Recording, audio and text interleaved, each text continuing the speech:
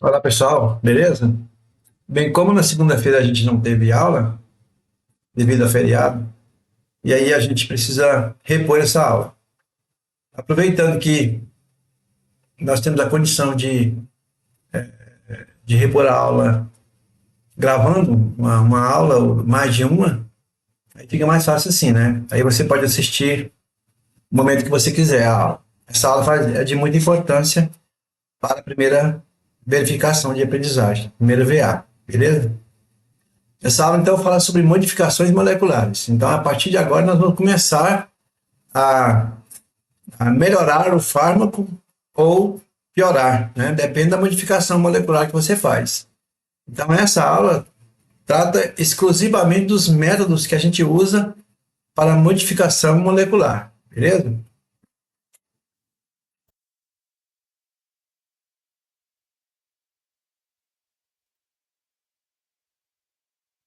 O objetivo dessa aula, então, é conhecer os métodos gerais de modificação molecular e alguns métodos especiais. Vocês vão ver que são vários tipos diferentes, beleza? Você pode encontrar essa aula no Barreiro e Fraga. Esse livro, pessoal, ele encontra na biblioteca virtual da Univangélica. Você pode estudar por ele, é um livro muito bom. É um livro que traz muitos exemplos de modificação molecular, se ficou melhor, se ficou pior, beleza? Primeira coisa que eu quero que vocês aprendam, umas regrinhas básicas para um potencial de um fármaco melhorar ou não.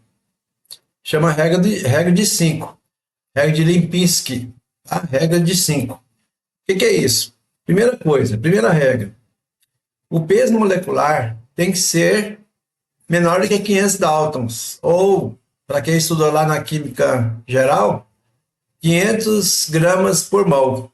Tá? 500 Daltons é 500 gramas por mol. Segunda coisa, ele tem que ter menos de 5 doadores de hidrogênio. Sabe aquela molécula que doa hidrogênio, numa ligação de hidrogênio? Doa hidrogênio para fazer aquela ligação de hidrogênio com o oxigênio, com nitrogênio. Essa aqui é aquela parte da matéria que eu falei sobre forças intermoleculares. Lembrado? Por exemplo, para fazer ponte de hidrogênio, tem que ter o flúor, o oxigênio ou nitrogênio fazendo uma ponte de hidrogênio com H da outra molécula. Olha que não é uma ligação covalente, é só uma força entre uma molécula e outra, usando o quê? Usando uma força maior, que é chamada ligação de hidrogênio. E tem que ter menos de 10 aceptores de hidrogênio. Então, a molécula precisa ter menos de 5 doadores ou menos de 10 aceptores. Então, tanto faz, ela pode ser doadora de hidrogênio ou aceptora de hidrogênio, ok?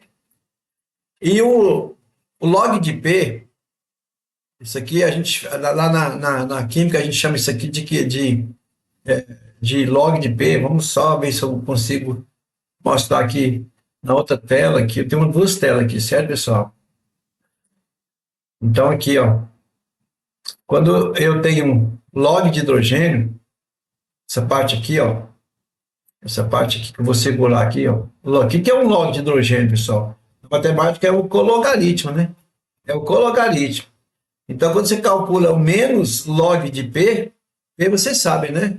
É o coeficiente de partição, que é a razão entre a concentração molar do meio orgânico, meio lipídico, né? O meio gorduroso, dividido pelo meio aquoso. Então, ela tem que estar entre, olha só, o menos log de P tem que estar entre -1 a 5. Então, tem que ser menor que 5. Então, se você for calcular o P, o potencial do P, que é o menos log de P, ele tem que dar entre -1 e 5. Tá? Então, tem que ser menor do que 5. Não pode ser 6, não pode ser -2, por exemplo. Tá? Tem que estar entre -1 a 5, que é o menos log de P, ou cologaritmo de P aqui, ó. Esse CLO aqui, ó. Esse CLO aqui, ó, é o cologaritmo de P. Beleza? Mas eu vou estar explanando melhor. Então, primeiro princípio, a massa molecular tem que ser menor ou igual a 500 Dalton, porque moléculas muito grandes, aqui, ó, moléculas muito grandes aqui, ó, não sei se você está vendo aí, né? Eu acho que você está vendo. Deixa eu ver se eu consigo colocar o apontador aqui. Moléculas que tem o Dalton acima de 500 aqui, ó. Então, o que vai acontecer? São moléculas que têm dificuldade de atravessar a membrana celular. Então, é uma molécula pesada, né? Ela tem dificuldade de atravessar a membrana celular. Então, por isso que a massa molecular do fármaco tem que ser, para ser um fármaco de alto potencial, tem que ser menor do que 500 Dalton, tá? Outra coisa, aí, ó, o log de P tem que ser menor ou igual a 5. Então, o coeficiente de partição da substância tem que ser menor ou igual a 5, tá? Aqui eu coloquei log de P menos log de P, tá, gente? Ok? E o que é o P? O P é o coeficiente de partição do etanol com água. Então, você divide qual que é a concentração do fármaco no meio octanol e no meio aquoso. Qual que é a razão disso? Entre o fármaco no meio octanol, que é o meio orgânico, o meio lipídico, e o meio aquoso. Então, você faz essa continha aí. Calculou o P. Depois você acha o menos log de P. Tem que dar o quê? Entre menos 1 e 5. Ok? Aqui, ó. Esse menos log de P menor que 5 indica o quê? A lipofilicidade do fármaco. Indica a lipofilicidade do fármaco. Valores altos podem dificultar a solubilidade em água, afetando a absorção. Então, valores muito altos. Valor, por exemplo, log de P, menos log de P deu 6. Significa o quê? Que esse valor vai dificultar a solubilidade em água, afetando a absorção. E se for muito pequenininho, né, ele vai diminuindo de menos 2, menos 3, aí também vai ter uma solubilidade muito grande em octanol. Aí acaba que afeta a lipofilicidade do fármaco também. Ok? Bem, aqui fala doadores de ligação de hidrogênio, HBD. Tá vendo aqui, ó? Doadores de ligação de hidrogênio. Geralmente, grupos OH ou NH. No caso dos fármacos, né? A gente vai olhar mais isso, OH ou NH. Porque o flúor quase não entra aqui, tá, pessoal? Aí, olha, muitos doadores de hidrogênio podem tornar a molécula muito polar. Tá vendo? Se ele é muito doador de hidrogênio, o que vai acontecer? Essa molécula é muito polar, ela tem muito doador de hidrogênio. Ela tem muita parte, muito pico polar nela. Né? Isso vai prejudicar a lipofilicidade dela. Ok? Outra coisa. 4. Aceptores de hidrogênio. Geralmente, átomo de oxigênio e nitrogênio. Tá vendo aqui que agora, quem é um aceptor de hidrogênio? Quem é que vai fazer uma ligação de hidrogênio? É o oxigênio e o nitrogênio, né? Oxigênio e nitrogênio. Então, quando tem oxigênio e nitrogênio, pessoal, aí eu tenho muitos aceptores ali, ó, a molécula também vai ficar muito polar. Tá? Aumenta a polaridade, pode comprometer o que? A permeabilidade. O que é isso? A passagem da molécula do fármaco pelas paredes da membrana celular, que é oleosa. Já falei isso na sala. Ela é o quê? Lipídica. Ok? Então, se tiver muitos aceptores, gente, aceptor é que recebe, tá? Ó, os aceptores. Quem são os aceptores? Geralmente, átomo de oxigênio e nitrogênio. Ok? Importância e limitações. A regra de Lipinski, essa regra, pessoal, você não pode ficar assim, essa regra vale para tudo que é fármaco. Não. Muitos fármacos fogem aos critérios dessa regra, principalmente antibiótico, peptídeos, né? Antibiótico, deu um exemplo aqui, a vancomicina. Peptídeos, insulina. Então, esses medicamentos, esses fármacos, eles fogem um pouquinho essa regra. Tá? Por quê? Porque são fármacos digeridos, dirigidos por alvos, né? São alvos, não depende da solubilidade, né? São alvos extracelular, né? Ela não se aplica a todos os tipos de fármaco, mas é útil por ser um potencial, um composto que tem potencial a ser administrado por via oral. Beleza, pessoal? Agora vamos ver aqui um negócio. Olha, de tudo que eu falei para trás, depois você volta, dá uma olhadinha. Quantos tipos de modificação celular que eu posso ter? Então, eu posso ter aqui, ó, eu posso ter os métodos que a gente chama de métodos especiais, que é o bioisosterismo, vou falar muito aqui, ó, latenciação, e os métodos gerais. Os gerais, pessoal, aquele que a gente mais vê, que é a simplificação de fórmula, que é a duplicação ou replicação, pode ser uma triplicação, uma tetraplicação, a hibridação e a adição. Tudo isso aqui, pessoal, são feitos o quê? Por síntese orgânica, síntese de fármacos. É o quê? Como é que se constrói isso? Em laboratório, ok? Então, tanto os métodos especiais como os métodos gerais são métodos que a gente usa em síntese orgânica, que não é simples, tá, pessoal? A gente pensa assim, é só tirar um pedacinho aqui e colocar um pedacinho lá. Mas como é que faz isso? Como é que tira um pedaço daqui e põe um pedacinho ali, né? Não é simples. Eu vou falando daqui para frente, você vai pensar assim, isso é muito simples. Não é, né? Então, os processos gerais. Simplificação molecular, associação molecular. Aí vem adição, hibridação, replicação e o bioisosterismo, né? Que é um tipo de adição que são adição de moléculas ou mudança de um grupo, mudança de um átomo, entendeu? Então, o bioisosterismo que é muito importante, tá? Então, aqui um exemplo. Simplificar uma molécula. Análogos cada vez mais simples do composto matriz. O fármaco matriz, o que é o fármaco matriz? É aquele produto natural, né? Da estrutura química muito complexa. Então, o fármaco matriz é geralmente um produto natural. Então, eu trouxe uma molécula aqui, ó, um estradiol, acho que todo mundo conhece, né? Um estradiol. Essa molécula ela foi alterada, tá vendo aqui que ela é quase igual, mas não é igual? Aqui tinha 2 anel aqui, aí partiu o anel. Aqui tinha outro anel aqui de 5 carbono, não tem ele nessa molécula aqui, ó, que é o dietilestilbestrol, dietilestilbestrol, é uma molécula com nome, né? Maravilhoso, né? Então aqui, ó, tem um aromático OH, aqui tem um aromático OH, conservou, tá vendo? Aqui tem um OH que é álcool e apareceu um aromático aqui, tá vendo? OH. Essa estrutura aqui, ó, pessoal, dietilestilbestrol, ela foi simplificada do estradiol. Então, eles pegaram o estradiol, mudaram um pouquinho, ó, houve uma mudança, uma quebra de anel aqui, ó, quebra de anel. Esse anel aqui virou um aromático, tá vendo? E aqui é um fenol, aqui é outro fenol. E aqui eu tenho um fenol e um álcool. Essa molécula gerou essa. Então, houve o quê? Uma simplificação. Você pegou um fármaco e conseguiu simplificar ele e ele ficou atingindo os mesmos alvos dessa aqui. É um fármaco mais simples que pode o quê? Que pode ser usado para o mesmo tratamento. Lógico, depois de muitos testes, né, pessoal?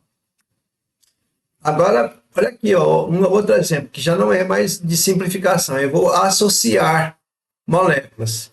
Aqui tem o difenilamina, que ele gerou esse aqui. Agora você imagina aqui, ó, como que gerou esse dimenidrinato, né? Dimenidrinato. Então, olha só, ele associou essa difenidramina com a cloroteofilina, que é 8-cloroteofilina. Desculpa aí as pronúncias aqui, porque são medicamentos, os nomes são mais estranhos mesmo, né? Ninguém consegue falar isso aqui sem pronunciar várias vezes para ver se sai um nome, né? Então aqui, ó, pegou essa molécula com essa e gerou-se essa, tá vendo? Tá vendo que aqui no meio, gente, tem um nitrogênio aqui, ó. Esse nitrogênio estava aqui, ó. Aqui, tá vendo? Aí pegou essa molécula aqui e ela foi o quê? Ela foi associada aqui, ó. E esse nitrogênio ficou com uma carga positiva aqui, tá vendo? Uma carga positiva.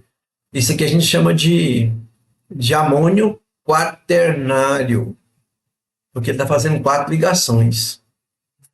Você sabe que o nitrogênio faz só 3 ligações, mas tem a tendência, pode fazer 4, porque são aqueles casos que tem um elétron livre, os 2 elétrons livres que pode promover uma ligação química. Nesse caso aqui ficou uma substância que a gente chama de amônio quaternário, aqui no meio. Está vendo essa carga aqui? Ok? Então, a associação molecular gerou-se uma outra molécula que tem um potencial maior, é um antihistamínico, né? Então, isso aqui é um antihistamínico, também é, só que aí criou-se uma molécula, por associação molecular, ela ficou mais potente, devido a quê? Devido a uma associação de 2 moléculas diferentes, certo? Agora tem aqui uma outra, eu trouxe essa outra aqui para você entender, ó. É uma associação molecular, pegou-se essa molécula chamada acetilcolina e replicou ela. Então, o que eles fizeram? Pegaram essa molécula e juntou-se a uma outra molécula da acetilcolina. 2 acetilcolina gerou-se o quê? Succinilcolina. Succinilcolina. Tá vendo? Que é um medicamento aqui, ó, do sistema nervoso central, usado no sistema nervoso central, tá vendo? Então, a acetilcolina, que é um ativador do nosso sistema nervoso central, ela sendo replicada, ela fica mais potente ainda. Ou não, né? Mas nos testes mostrou que ela ficou mais potente. Ok? Então, ele pegou essa molécula, replicou ela. Você pode olhar aqui, ó, que pega um lado da molécula, esse lado aqui, ó. Esse CH3 aqui some, né? Esse CH3 some, ele está aqui assim, ó. Ele está aqui, ó. Tá vendo? Aí a outra molécula do outro lado, que também, isso aqui, eu vou circular aqui, ó, tá vendo? Também é acetilcolina, só que ela foi, porque replicada, ela foi, criou sua ligação covalente aqui nesse ponto, ó. E não é fácil fazer isso, viu, gente? Isso aqui não é feito assim, ó, vou pegar uma molécula vou unir ela com outra molécula semelhante. Não, não é assim não. Isso é na síntese orgânica que acontece isso aqui. Certo? Aí vem outro caso que é a hibridação molecular. O que é hibridação molecular? Hibridação molecular, pessoal, é a combinação entre umas 2 ou mais, 3 moléculas bioativas em uma única estrutura. Então, quando você pega 2 moléculas bioativas, moléculas que já têm o seu grupo farmacofórico, né? As 2 com um grupo farmacofórico diferente, você une as 2, aí você forma, então, um fármaco híbrido, com atividade anti-inflamatória, antioxidante simultânea, certo? Então, você cria um novo fármaco unindo 2 moléculas diferentes, ou mais de 2, tá? Isso a gente chama de hibridação. Olha a diferença. A replicação molecular, essa de trás que eu falei aqui, vamos trazer aqui. Essa aqui é a replicação. Você usa o quê? 2 moléculas diferentes, associação. Você usa 2 moléculas diferentes e forma um composto aqui, ó. Tá vendo? E isso aqui, ó, associação seria o quê? Seria um tipo de hibridação, tá? Aqui, ó, essa aqui não é hibridação, é replicação, porque você pegou 2 moléculas iguais. Agora aqui, ó, você combina 2 moléculas bioativas em uma única estrutura. 2 moléculas diferentes, bioativas. Tá? Beleza? Aqui, ó. Então, é um exemplo aqui, ó. Pegou aqui a cocaína. Pra você ter uma ideia, ó, pessoal. Quando você replica a molécula, você pega uma molécula e replica ela com ela mesma, 2 inteiras, né? A hibridação molecular, você pega só a atividade de cada uma, ou não, você pode pegar a molécula inteira, mas aqui no caso, a hibridação ela é diferente por isso, porque você pega uma parte ativa dela e une-se a outra parte ativa de outra molécula. Bem complexo, né? Você pega aqui, ó, a cocaína, que é toda essa estrutura aqui, e aí você une com a serotonina, que é toda essa estrutura aqui, ó. Toda essa estrutura aqui, tá vendo? Essa aqui, ó, serotonina. Aí, olha só. Pegou essa parte que está aqui, ó, entre os pontilhados aqui, ó, o A com o B, ó, o B da cocaína e uniu. E formou isso aqui de baixo, tá vendo? Com algumas mudancinhas aí, ó, uniu as duas, ó. Pegou essa parte daqui da cocaína e uniu com quem? Com essa parte aqui da serotonina. Aí, ó, e formou a tropicentrona, que é um protótipo da ondansetrona. Olha só, hein? Que é um protótipo da ondansetrona, que é outra molécula, que é outro fármaco. Isso aqui é um protótipo para essa aqui, ó, tá? A gente chama de carbazola. Então, olha tanto que é importante, pessoal, a hibridação molecular. Você pega duas partes ativas, bioativas, e une e forma um outro fármaco. Então, você tem agora que muito mais potente, né? Nesse caso aqui da cocaína, que é um opioide, beleza? Aqui uma outra hibridação molecular é o paracetamol com AS, que formam benolirato, que é essa molécula aqui, ó. Sumi um pedacinho dela aqui, mas tem, mas para cá só tem esse carbono mesmo, não tem mais nada para cá não, tá? Então, ó, eu tenho aqui o paracetamol, tá vendo? Esse aqui é o paracetamol.